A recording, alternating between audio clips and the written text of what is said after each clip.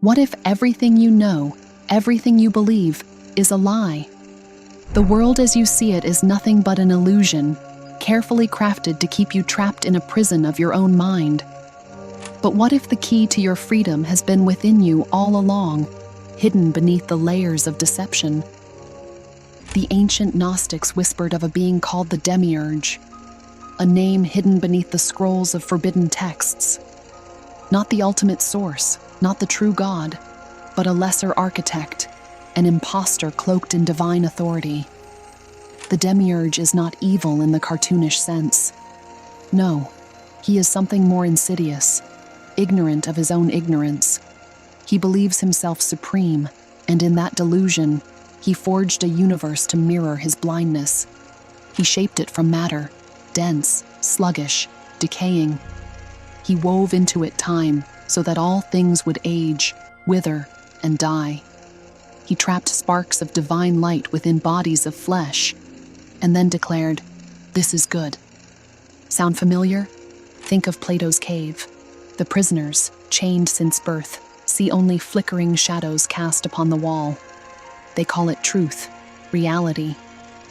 But the moment one turns to see the fire, the source of the illusion, and then beyond it, to the sunlight of true being, their world begins to fracture. The Demiurge is that fire in the cave, the source of illusion, the manipulator of shadows. He is the architect of the matrix, of belief systems, moral codes, and logical structures that seem solid until you press on them. He manifests as the god of organized religion who punishes curiosity, the cold hand of authority that mocks intuition, the lawmaker who demands obedience, not awakening. And what tools did he use to craft this prison? Matter, which keeps your attention on the external, on possessions, appearances, and needs. Time, which fractures your eternal awareness into past regrets and future fears. Ego, the great illusion of separateness that whispers you are just this body, just this name, just this fleeting story. And all of it cloaked in divinity. A trick so complete, most never suspect they're ensnared. But if the creator of your world is a jailer, then what does that make the world? What if the systems you trust, the laws, the religions, even your own mind, were built not by a liberator, but by the architect of illusion himself? And more importantly, what did the ancient mystics do when they discovered this? Let's peel back another layer of the veil. Long before simulation theory and digital illusions, the sages of India spoke of Maya, the grand enchantress. Maya is not merely a deception. She is the cosmic dream, a veil so intricate, so mesmerizing, that even gods can become lost within her. She weaves the world of form, of duality, of opposites, pleasure and pain, life and death, good and evil. She casts the spell that makes the unreal appear real and the eternal seem distant. In Buddhist thought, the senses are not gateways to truth, but portals of confusion. They pull us outward, fragmenting consciousness. You chase beauty, avoid pain, pursue desire, flee fear. All the while you remain asleep, dreaming yourself to be awake. Now add this. Modern psychology reveals that perception is filtered. You do not see the world as it is. You see what your mind allows you to see, shaped by culture, memory, trauma, and language. Simulation theory then steps in and echoes the ancients. What we call reality may be code, patterns, layers upon layers of data, projected into consciousness. Do you see the pattern yet? Maya, the cave, the matrix. All point to a single truth. What you call real is a consensus hallucination, a conjured stage set by those who benefit from your confusion. Every billboard, every newsfeed, every doctrine, even your own thoughts have been conditioned to serve the dream, not your awakening. So now ask yourself, if your 5 senses were given to you by the jailer, what do you really know? But there is a way out, and it doesn't lie in belief. It lies in something far older and far more dangerous. Let's go deeper. You've been told that knowledge is power, but there's a kind of knowledge that terrifies the world you live in. Not information, not facts, but gnosis, direct, inner knowing. It doesn't come from books. It doesn't come from teachers. It comes like a lightning flash, from within. To the Gnostics, this was the real rebellion, not against systems or empires or even the material world, but against amnesia. You were made to forget. That was the true fall, not from grace, but from awareness. And Gnosis was the act of remembering. Remembering that you are not this skin, not this name, not these thoughts that rise and fall like waves. You are the witness, the light, the eternal fragment of a higher source, trapped in a system of lies. But what happens when a prisoner remembers they were never a prisoner to begin with? The system shudders. And that's why Gnosis was hidden, buried, burned, ridiculed, replaced by institutions that offered belief instead of experience. Mainstream religion told you, you are broken, you are fallen, you need a priest, a savior, a book, a ritual, because you are nothing without them. But the ancient Gnostic texts whispered something far more dangerous. You are the temple. You are the spark.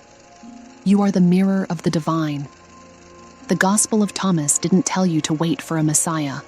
It told you to look under every stone, split every piece of wood, because the kingdom is within you. The Pistis Sophia didn't ask for worship. It chronicled a cosmic memory. The lost feminine, fallen into matter, awaiting reunion with your awakened soul. And the Nag Hammadi didn't offer sermons.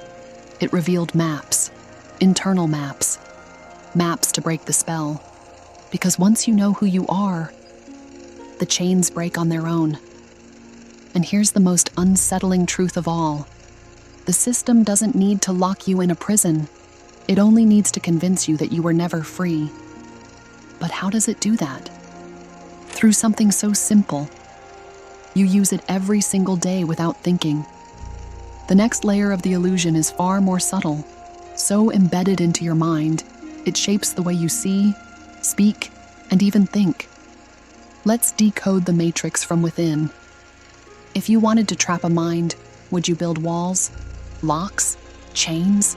No. You'd build a language, a system so seamless, so invisible, that it doesn't just describe reality, it creates it. The Gnostics knew this. So did the Hermetics. So did every mystic who ever tried to put the unspeakable into words, and failed. Because words are more than labels. They are cages. And the moment you name something, you limit it. The moment you say, I am this, you exclude everything else you could be. This is why language is the deepest matrix code. You didn't choose it. It was programmed into you before you could speak. You learned to say, I, before you ever learned what you are. You were told the sky is blue, the world is real, God is up, hell is down, and life is out there. But what if the true world is inside? What if the very grammar of your thoughts was designed to hide that? Now pair this with symbols, the ancient glyphs that bypass logic and go straight into your subconscious. The serpent, the eye, the cube, the obelisk, they're everywhere, in movies, brands, religions, architecture. Not random, not decorative. They are instructions burned into the matrix. In the modern world, they are used to guide your emotions, your beliefs, your fears, often without you noticing. This is not conspiracy, it's psychology, it's semiotics, it's magic, hidden in plain sight. Even the screens you stare into are shaped like mirrors, but they only reflect the illusion back at you. The alphabet? It came from ancient symbols of power, sigils once carved into temples, now used in your search bar. And what do you search for? Truth? Or just more mirrors? Because until you see the system coding your mind, you can never rewrite the script. But here's the awakening. You don't need to destroy the matrix. You only need to become aware of it. Once you see the programming, you can transcend it. But how? How do you escape something that's inside your very thoughts? There's an ancient path. Older than religion. Older than language itself. It doesn't take you outward. It takes you inward. Through a series of transformations, inner alchemy that burns away everything false. And on the other side of that fire is freedom. Let's begin the descent into the self and the ascent beyond the illusion. In the deepest esoteric teachings, it's clear. The prison walls you see are just projections of your own mind. The ego, the false self, keeps you bound within the illusion. But by transmuting this base consciousness, through conscious awareness, discipline, and spiritual practices, you unlock your true potential. Inner alchemy is the process of purifying the soul, much like turning lead into gold. It's about burning away the impurities of the ego, of false beliefs, and reconnecting to the divine spark within. This process transcends all religious dogma and social structures. It is an individual journey of transformation. The great mystics of all traditions spoke of awakening the higher self, transcending the limits of the conditioned mind. This higher self isn't separate from you. It's the untainted part of you that has always existed beyond the confines of the prison you've been taught to accept. To break free, you must first recognize the illusion for what it is. To escape the matrix, you must see through its veil of deception. Meditation is the key. Sacred geometry is the map. These ancient tools were never about some esoteric ritual. They were practices to unlock the mind, to reconnect to a higher state of consciousness, to see beyond the constraints of space and time. In meditation, the mind becomes still. The ego dissolves, and you touch something deeper, the truth of your being. The key to freedom is not about fighting the system. It's about transcending it by becoming something beyond the confines of the world the Demiurge constructed. The true self exists in the silence between thoughts, beyond the narrative the mind has created for itself. It's in the moment when you recognize that you were never really bound by the rules you were taught to follow. The moment you realize that you are not the prisoner, you are the creator of your own experience.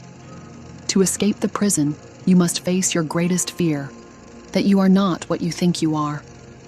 When you transcend your attachments to the body, to the ego, to the labels society has given you, you unlock the gates of the true reality, where you reconnect with the divinity that has always resided within you.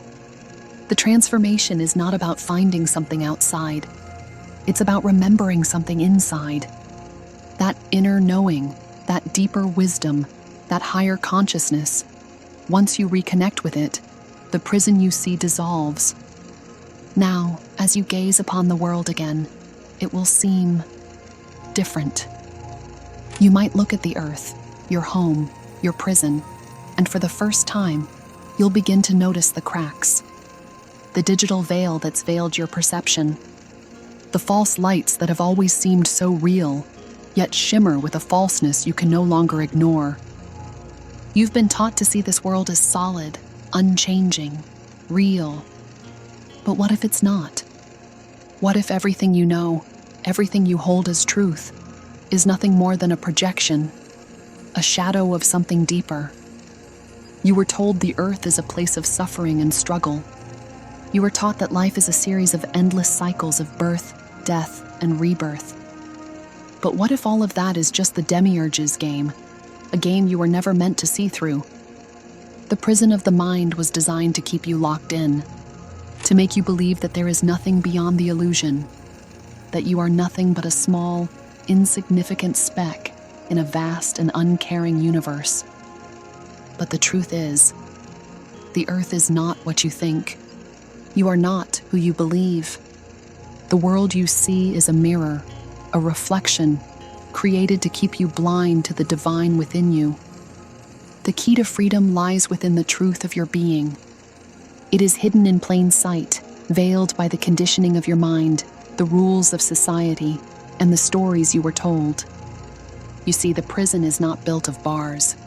It's woven from your thoughts, your beliefs, your assumptions. Once you break the chains of these illusions, you'll realize that you were never truly confined. Remember this: you are not a prisoner in this world. You are the creator of it. And the time has come to wake up. The time has come to see the world as it truly is. A realm of illusion, meant to be transcended. Now that you know, the question is, will you take the red pill? Will you dare to awaken, to break free from the prison of the mind? Or will you remain locked in the illusion, forever blind to your own divinity? The answer lies in your choice. The time has come to remember. The truth is waiting, just beyond the veil. If you are ready to awaken, here's something you need to know. The Matrix has been decoded, and the Emerald Tablets have the answer to all your questions. In this next video on your screen, we delve deep into the ancient messages hidden within these tablets, so you can finally break free. Thank you for watching.